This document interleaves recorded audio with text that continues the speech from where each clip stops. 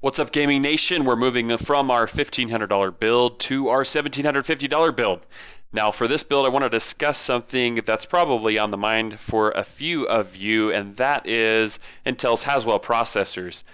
We've seen them released. We've seen a few benchmarks so far, and you might be wondering why I'm not including them in my builds at this point.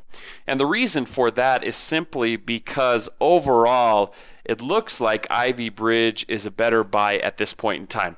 When a new processor like Haswell is released, both the processor and the motherboards for that particular series, whenever we have a new release from Intel, I mean, they're usually a bit overpriced. And I think it's that way with Haswell. Maybe in the next month I'll change my mind, but I've seen a great processor in the i5-3570K go from about $225 on average down to about $195 in the last 7 days. So keep an eye on that as well, and that's something for you guys to think about when you're building a PC right now as well.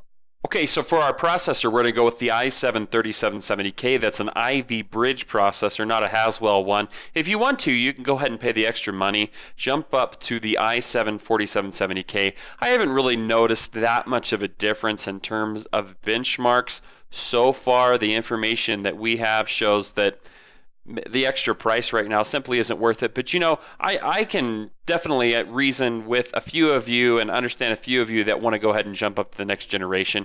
If you do so, you're going to need an 1150 pen motherboard instead of that 1155 motherboard that you were using with Sandy and Ivy Bridge.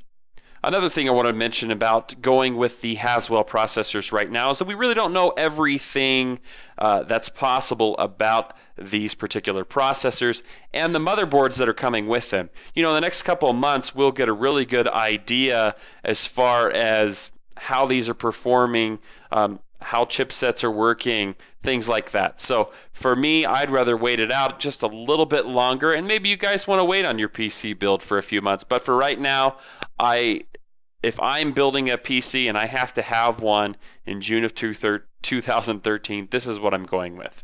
For the motherboard, we're going to stick with the ASRock Extreme 4 at this price range. If you want to jump up, you could go to the Sabertooth Z77. If you want something that's just going to give you a little more flexibility and a little bit better speeds, that's where you'd go to. For the rest of this build, we're going to go with the Corsair TX750. It's a pretty high quality power supply. It does have those Japanese capacitors. It's not the most quality one on the market, and if you guys are really technical and you read through the forums, you may want to go with a higher end Seasonic model if you want something that's going to last you for the next 20 years. But you know what? I've used this Enthusiast series of power supplies before, and it does a really great job, and I've never had any of them go out on me, so I highly recommend the Corsair TX750 for about $100.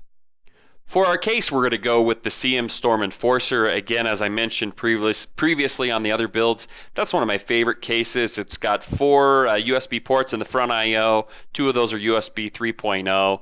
It's got a big, huge 200 millimeter fan in the front, and I believe it's a 125 millimeter fan in the back. I made the mistake in the last video. And you can also put another 200 millimeter fan on top. Now inside of this case, you have tons of options. You can remove different parts of it, but one thing I really like about it is the 2.5 inch drive slot, as well as all the 2.5 inch converters that which Cooler Master gives you. As far as the other parts are concerned, they're pretty much going to be just like the $1,500 gaming PC build. You can check it out to the left, except for this time we're going to combine the mainstream and the max FPS build, and we're going to put the Samsung 840 in this build because I think most people at this price level, at the $1,750 price level, would rather go with a solid state drive than a slight boost to any other area. So again, that's the Samsung 840 250 gigabyte version, which I'm recommending.